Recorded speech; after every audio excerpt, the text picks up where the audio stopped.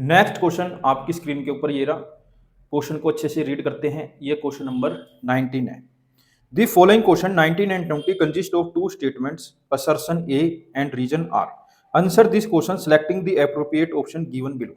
A है both A and R are true and R is the correct explanation of A. B है both A and R are true but R is not the correct explanation of A. C है R is true but R is false. D है A is false but R is true. Question number 19 इसके अंदर assertion है if the point A 4,3 and B x,5 lie on a circle with centre O 2,3 then the value of x is 0। Reason दे रखा है centre of a circle is the midpoint of each कोड of the circle. तो देखो इसका reason है वो तो बिल्कुल गलत है। क्यों गलत है? देखो centre of a circle is the midpoint of each code. जो एक सर्कल होता है उसके अंदर बहुत सारे कोड बनाए जा सकते हैं। क्या जितने भी कोड बनाए जाएंगे सबका सेंटर सर्कल ही होगा?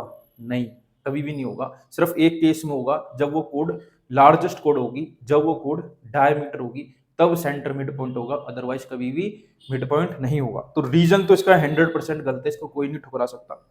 अगर यहाँ पर ईच कोड की जगह लार्जेस्ट कोड लिखा होता तो हम मान लेते कि ये सही है, लेकिन इसने बोला ईच कोड। कोड पता है ना बेटा क्या होती है? देखो मान लो ये सर्कल है, कोड का मतलब होता है ये क्या है? कोड। ये क्या है? कोड। ये क्या है? कोड। ये क्या है? कोड। अगर मान लो सेंटर से होते हुए कोई कोड जा रही है तो ये लार्जेस्ट कोड होती है जिसको हम डायमीटर बोलते हैं। लेकिन इसने साफ साफ बोला है centre of a circle is the midpoint of each code. नहीं, गलत, बिल्कुल गलत बात है ये। असर्शन देख लेते हैं सही है या गलत है। अब असर्शन के अंदर भी हमें क्या है, सर्कल पे दो पॉइंट दिए गए हैं ए और बी, सेंटर दिया गया है ओ। अब हमें यह बताना कि x की वैल्यू 0 होगी या नहीं होगी। तो देखो इसने कहीं भी हमें ये नहीं बोला कि जो ये दो पॉइंट है ए और बी ये एक स्ट्रेट लाइन में, मतलब ये ऐसे हैं, कहीं नहीं बोला। तो हम हमेशा ऐसे ही लेते हैं, ओ ले लिया 2,3, ए ले लिया 4,3, बी ले लिया x5।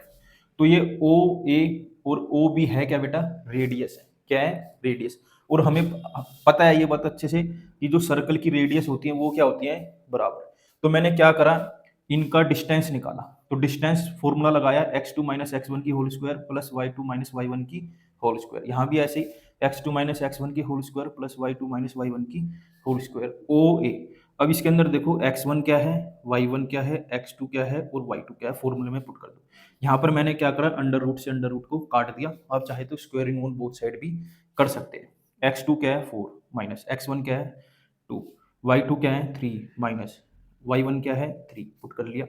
ऐसे ही यहाँ पर ओ बी, इसके अंदर देखो x2 क्या है x, x1 क्या है -2 प्लस y2 क्या है 5, y1 क्या है 3।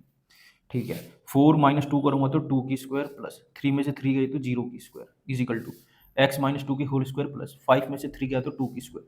ये 2 की स्क्वायर से 2 की स्क्वायर मैंने काट दिया। 0 की square 0 is equal to x minus 2 की होल स्क्वायर।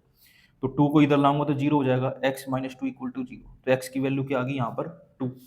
जबकि इन्होंने बोला था कि x की वैल्यू 0 आएगी, लेकिन 0 तो नहीं आई, हमारी क्या आई है x की वैल्यू 2। तो ये एक ऐसा केस है जिसके अंदर असर्शन भी गलत है और रीजनिंग भी गलत है। A and R both are false. इसके अंदर क्या है, दोनों ही गलत है, लेकिन ये ऑप्शन में नहीं है। तो ये थोड़ा सा कॉन्ट्राडिक्शन वाला क्वेश्चन दे दिया उन्होंने। तो इसके अंदर मेरे हिसाब से ये दोनों ही गलत है।